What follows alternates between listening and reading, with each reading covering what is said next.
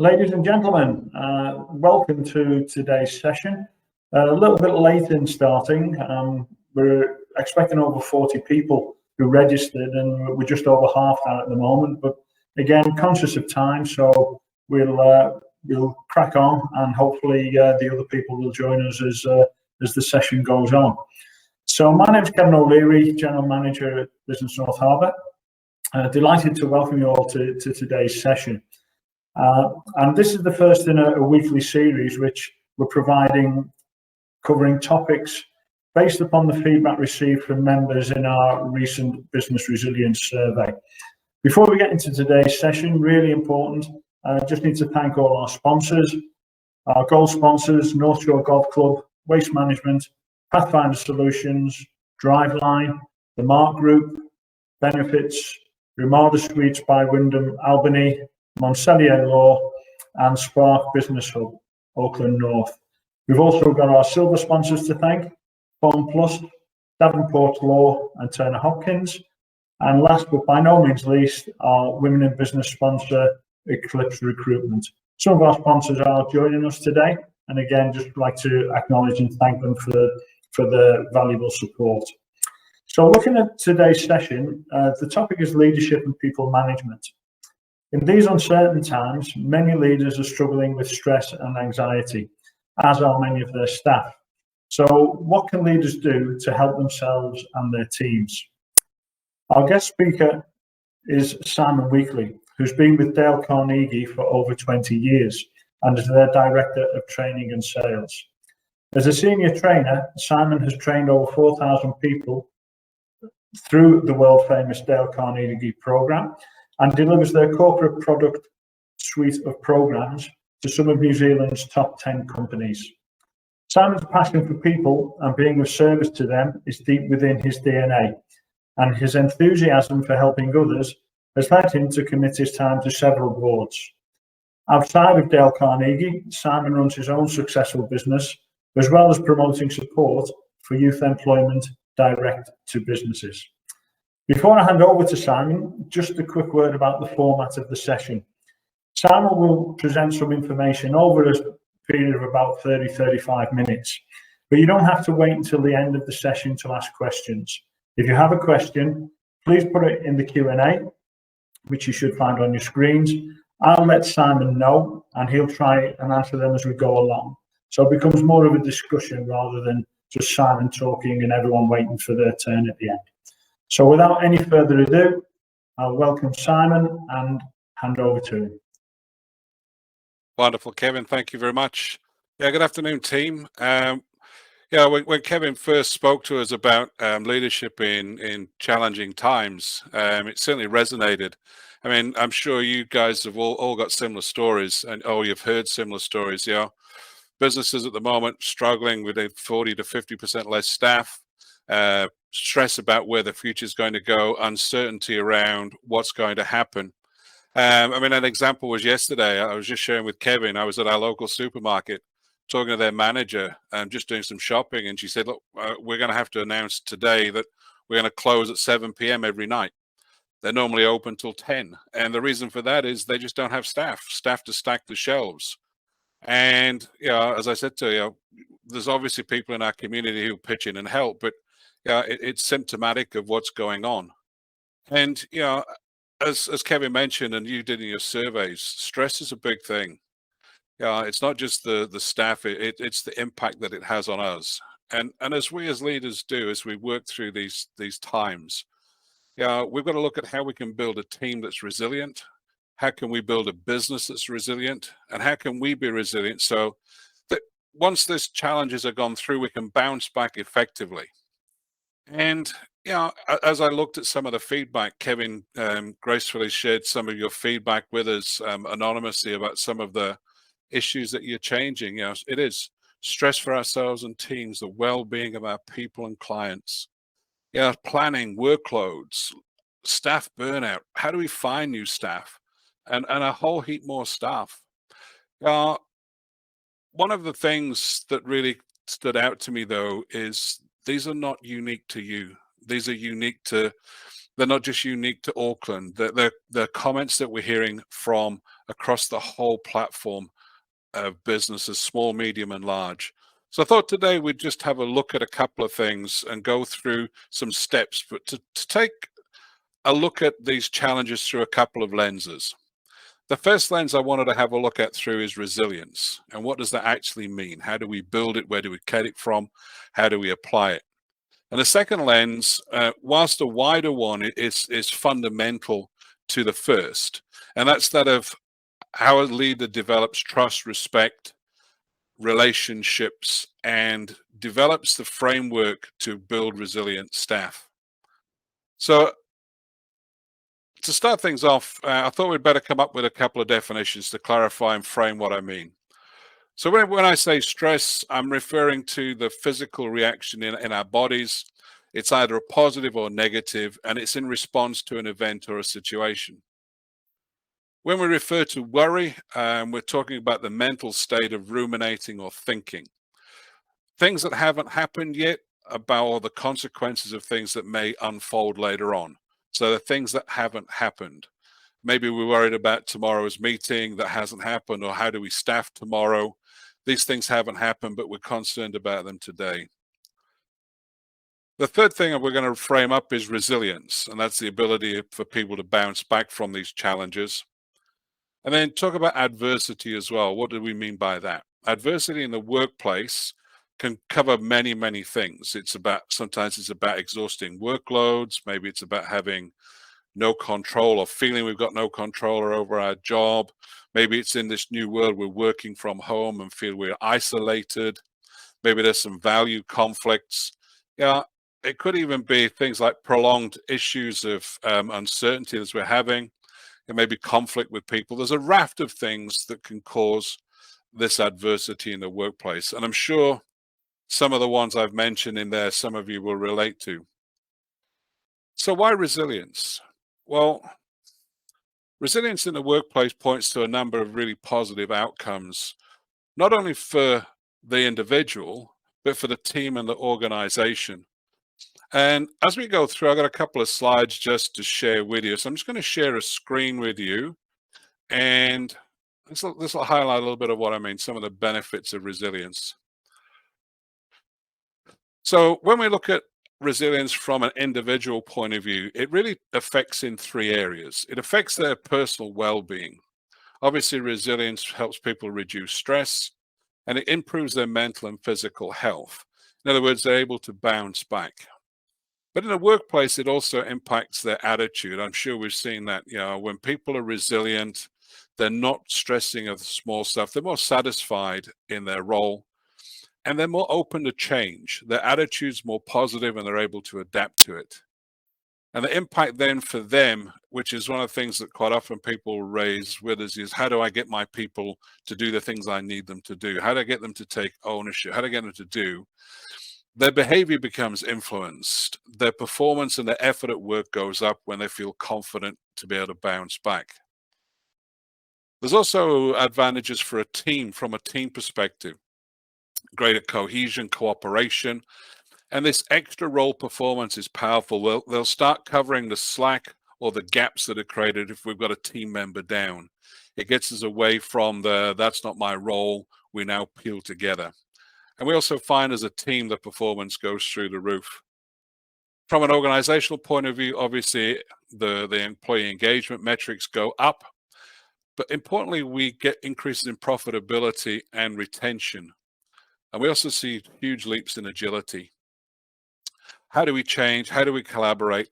And how, more importantly, do we become innovative in these challenging times? So thinking about this resilience, is it something people are just born with? We often wrestle with this. Is it something that we're born with? Is it something that we can look as a trait and hire people for?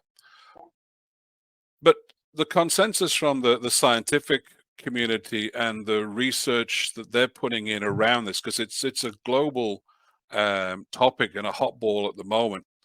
And rather than it being an innate trait that people have or don't have, it's been seen as an emergent trait. It's something that as we change our attitude and behavior and work around environmental factors. It's a skill that can be developed and even strengthened across our team and even across the whole organization. So with that research in mind and what we're thinking, obviously a rational approach then is to look at how we can grow resilience in our business and how can we get our team to develop this. And there's another slide I want to play around and just show you here. Let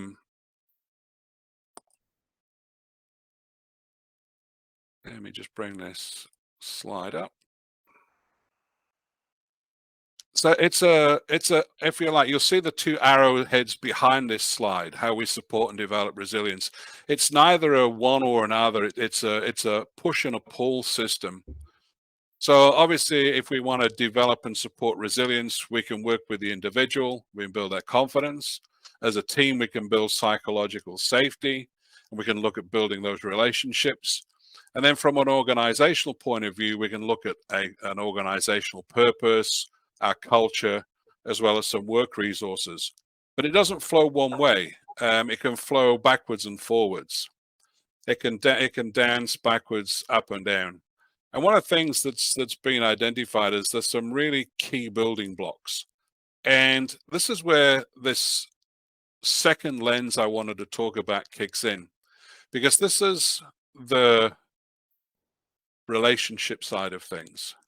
This is the key building blocks hinge on a team's social intelligence. That's the ability to deal with challenging social contexts, understanding others' concerns, their feelings, their emotions, their state, knowing what to say and when to say it. But surely the challenges that we're facing must be greater than just a relationship. Surely it's not as simple as that. Surely teams not pulling together, the stress factors are surely not relationships, because let's face it, we have our team, we have our people around us, and we have a relationship with them, don't we? We all do. We know that. We know our people, we connect with them, and we talk to them. But I think in these challenging times more now than ever, this relationship piece needs to be the key cornerstone for what we do as leaders. Because if we look at it, the byproduct of this strong relationship is trust. Another byproduct is credibility. And then through our interactions and actions with them, we build that respect. And these are the building blocks that we as leaders need to be putting in as a foundation piece. Yeah. I mean, okay, so how do we build a relationship? Yeah, we talk to people. But Simon, we do that all the time. Yeah, but often I see us as leaders when we talk to our people, sometimes we talk at them. We talk about what we want. We talk about the challenges that our business has and what we're dealing with. Sometimes we talk to them about our political view and what we're hearing from the government and how but is that really their challenge? What are they facing? What's their family struggling with? What's the impact having on their lives? What's it impacting on those around them? I think one of the things we need as leaders to do, and one of the most powerful tools we can take forward in this right now, is to encourage them to talk open and freely. Talk about issues that's facing them without jumping in about our needs. I know it sounds simple, but it really is. It's amazing the number of employees we engage with that tell us this right at the moment, that they wish that their leaders and their bosses would understand. Just understand what's happening in their world for them, the challenges they face. But not just the challenges, but how they fit into the bigger picture as an employee. How do we fit into the future? Is there a future? Yeah, often they do. They talk about, they hear us talking about the challenge. And funny thing is, strange things do happen. We talk to leaders when they do this, and they drop their business hats and they talk and listen to the team and their wants. Boy, they open up. Our team do open up and they tell us. And then it gives us as leaders the courage to do the same, to be vulnerable and share with them our concerns. But the key here is not before they ask. Until they ask us about our concerns as leaders, sorry to tell you, but they don't care. They're worried about their own things. But once they ask us, and now we have that ability to share our concerns, be courageous and be vulnerable. Don't just talk about business issues. Yeah, be open and transparent with them. Talk about our issues, our family concerns, just like them. Yeah, if we are genuine with them and we're worried about keeping everyone employed and their wages paid, now they'll trust us to tell us that. If we're being open, genuine, honest, and sincere, we'll find a common emotional ground. But one of the things we've got to do, though, is be prepared to act or support if needed. One of the biggest challenges we're seeing, especially in this hybrid or working from home environment, is environmental stress. Often this is caused by poor workspaces and resources. Many team members we're talking to tell us about their setups at home versus their office stations. No wonder the stress. They've got kids home because they're in lockdown. We've got working from a dining table, working off a little laptop with no bigger screens. Extended hours, they because they're working, they can work extra time. And often the only time we as leaders interact with them is we have a Zoom meeting. We call them a Zoom meeting and we tell them what we need them to do, and then that's it. We may not be able to solve all of these problems, but being empathetic and understanding and maybe meeting them part way can help as we start to move through. Because let's face it, just some action is better than none. And in reality, as we start to look at these relationships, they are the foundation. They really are. The work that our organization did starting over 110 years ago, we started to look at the power of relationships. And we realized from a leadership point of view, it's the foundation for everything. If we focus down here and we build rapport, we connect with them, we develop that trust, credibility, and respect. Once we've done that, then it's easy that they're willing to cooperate with us. We can influence them, we can get their buy-in, we get them to do the things we need, and even find that they'll contribute to that. They'll want to start to create their own world rather than feeling they have to be compliant. So the foundation piece is phenomenal. But how do we get them once we got this relationship? It's great. So we do the nice stuff with them. But Simon, let's get practical. We build this foundation, we build this relationship, but hey, we've got to move forward. We've got to get ourselves out of this. It's nice that we've got this connection and we've got this trust. What does it buy me? Well, some of you may have been online and heard this story before, and I apologize, but it's so poignant to this message.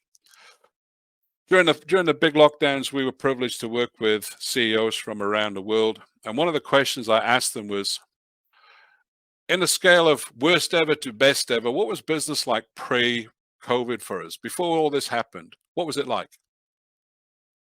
And the general consensus with it was just north of okay. It wasn't the best it's ever been, wasn't the worst, but it was okay, just north thereof. And one of the challenges with that is, as leaders, often we've stuck with the mindset of let's get back to what it was like before we went into this lockdown, before this pandemic happened.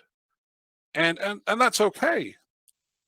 But we have the opportunity to refigure this and reset it and redirect ourselves to a better future. Because often our people are looking at us and going, well, before lockdown was okay, we're now struggling. We'd like something better. And to a point, we're starting to see this as part of this great resignation we're seeing. People are moving and looking for something better. So how do we stop that? How can we take this relationship piece? How can we leverage it? How can we now become collective in resetting things?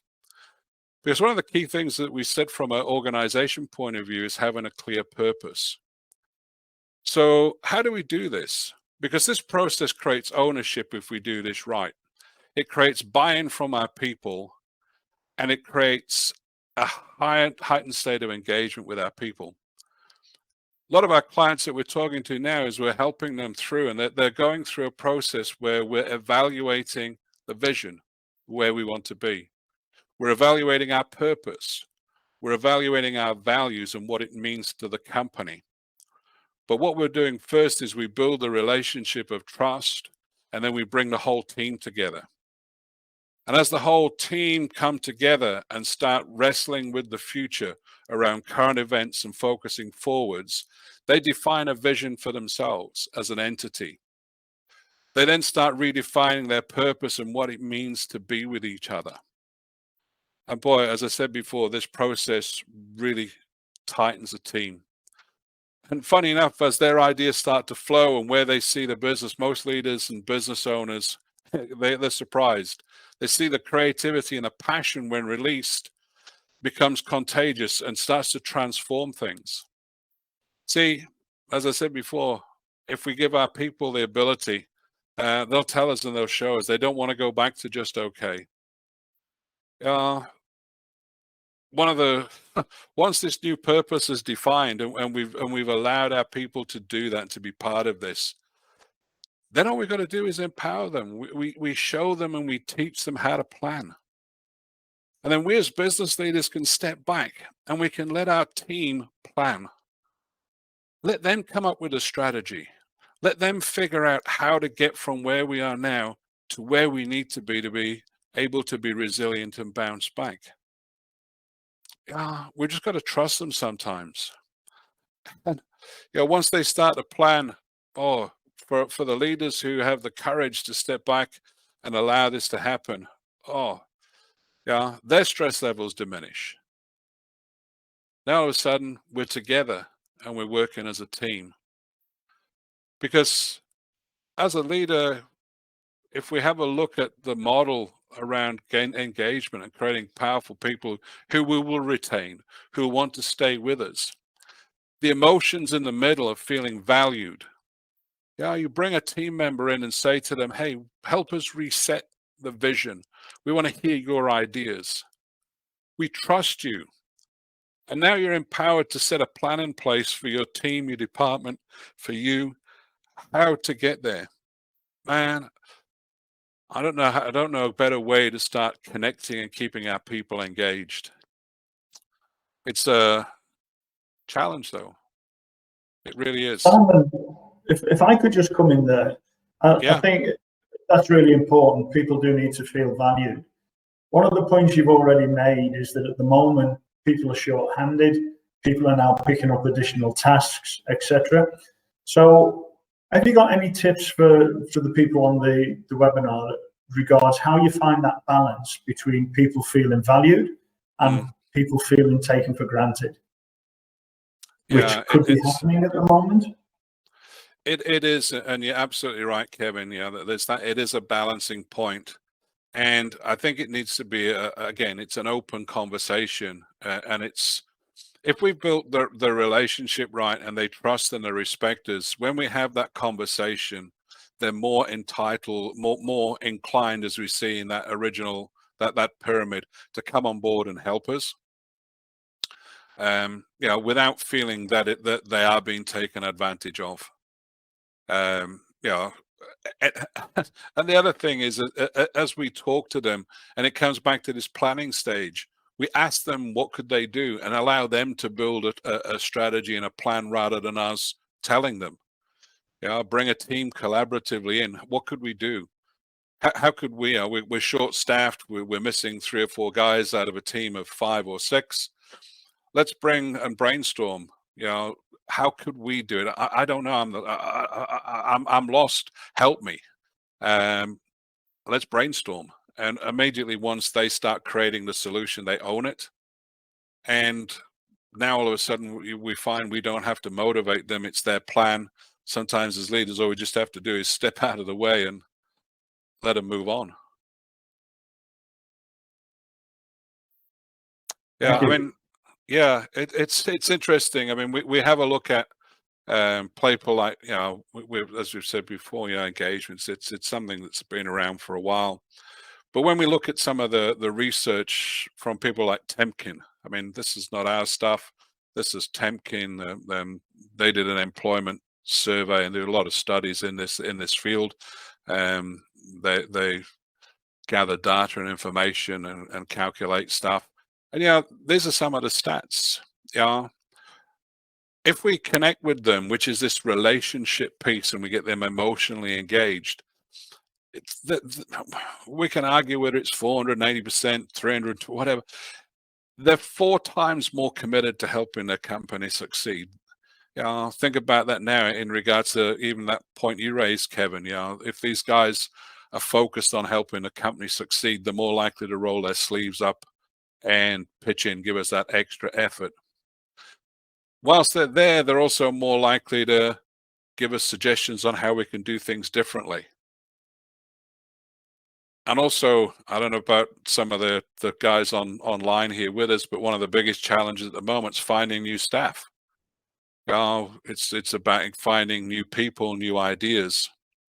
Yeah, if our team are now recommending and looking for new employees and staff, that's going to be a great benefit. But I see Angela's fired in a question, brainstorming, but don't they look to their leaders to solve these types of problems? I think yes and no. It depends on the culture and what we've created. Being involved in the conversation, feeling like we're part of the team doesn't necessarily mean we have to come up with the answer, but we've been heard. And sometimes as a leader, we take all of that information in and then include them in the final decision. And I think it's all about inclusion. But I also think sometimes we underestimate them. We talk about engagement, and I look at our people, and I often say, as we're talking to teams, when we employ them and we pay them some money, we can buy these. Turn up and do some stuff for me. But when we do that and we miss 2 vital pieces of a person, when we employ them, not only do we want these, but we want them to bring this. We want them to bring their thinking, which is this: how can I improve? How can I do differently? What can I do to make the organization better? And then the third part is this piece here. How do I bring the heart? How do I bring me and the pride to the table? And I think sometimes we get into this challenge as leaders where we've bought these and we forget that our people are bringing this and this to the table, and we rob them of that ability. And one of the things that we do find is, people are more inclined to stay around and ensure that they're going to be fighting this long fight alongside us. If they're involved in this, we want our people around us. They're there to help us keep our doors open and our business succeeding because it's in their benefit too. Because sticking around is the final piece that I just wanted to talk about today, because our team need to know their true value and they need to feel ownership in their roles. And it's okay that we're in COVID panic mode and all of these challenges that we've got, mandates coming in, regulations coming in, all of these other things, and constant change. Our team need to know that the process that we're going through today and the value that we build in them is going to stick around. They need to know it's not just a one-off because we're in COVID. And this is not just a COVID pandemic recovery plan. They need to see this as the new normal going forward. Or we do run the risk, if we do this in genuinely, whatever the word is, in a way that's fake almost and manipulative. They'll see through it eventually. We'll come out the other side and it'll be back to business as normal, original focus. We're not engaging people anymore. We run the risk of being the cause of creating this great resignation from our businesses that these commentators are talking about. So if we were to sum this all up, and if I was to put it down as to the bottom line, because let's face it, that's the key part here. What's the bottom line? Resilience, it's associated with benefits to the individual, to the team, and the organization. Resilient employees, if we build them and we develop them, they'll bounce back. They'll bounce back from adversity, the challenges we're facing. They'll cope, recover, and learn from it. They'll share that knowledge with others, and they'll share it with a team. They'll adapt, and it'll allow our businesses to even thrive in these new conditions and challenges, because they're ready to contribute and to be innovative and to look at creative ways to drive value back to all the shareholders and stakeholders. It doesn't matter. They don't see it that way anymore. So we just, as leaders, we just need to endeavor to make employees feel confident, connected, valued, and empowered. And a shared team, a team that's connected by common purpose, they're the ones that are going to strive forwards, and they're going to help us as businesses survive and bounce back through these challenging and uncertain times. Kevin, there's a lot of information that we'd be only too happy to share. We've had a few questions. I don't know whether there's any more questions for us as we start to look to the end of today. There's none there at the moment. But again, I think from the information you've given, one of the things I've noticed is that a lot of leaders tend to isolate themselves, particularly in difficult times. And what you're saying now is basically don't do that. You've got a great resource in your staff. Even if you're a one-man band, I would suggest that isolating yourself and trying to deal with all this on your own just isn't the right thing to be doing. There are people that can help out there. It's a case of reaching out, and a lot of people, certainly in my experience, as leaders, they look upon asking for help as a weakness, when so often it can be the solution to all not necessarily all their problems, but certainly their immediate issues, because they've got people around them, like I say, if they have staff or it's external bodies that can help and support them, come in with a different pair of eyes, different ideas, different information. And again, I'm guessing that another key message from you today is really open and transparent and regular communication, so that people can fully understand what's going on, whether that be good, bad, or indifferent. Yeah, and as I said, one of the key things really is this common purpose. It might not be about having to reset the whole vision, but maybe let's just bring the team in and brainstorm. Let them be heard. It's amazing, as you say, we often feel as leaders we've got to come up with all the answers ourselves because we think that's our role. And to a point, sometimes if we're honest about it, we've created that mentality for ourselves. It's almost we've said to the team, we're the only single point of truth. Come and talk to us, and we'll tell you how it must be. Sometimes when our teams get together and they're creative, the stuff they come up with, as a leader, we would never have been that innovative. If we were left to come up with the ideas on our own, we may never have got there. And yet these guys will figure a way to get it out because, often they're at the coalface and they know what needs to be done. No, that's terrific. There's no other questions that have popped up, Simon. So, on behalf of everyone, thank you so much for the insights and the information. I'm guessing, but I'll say it anyway, if people do want to contact you directly, you're more than happy for them to Absolutely. do so, to have some conversations if required. And to everyone that's attended, again, thank you for your time.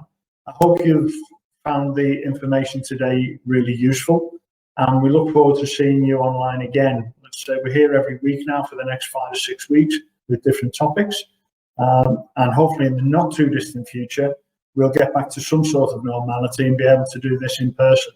which is something that I think everyone's missing at the moment. But Simon, on behalf of everyone, thank you so much.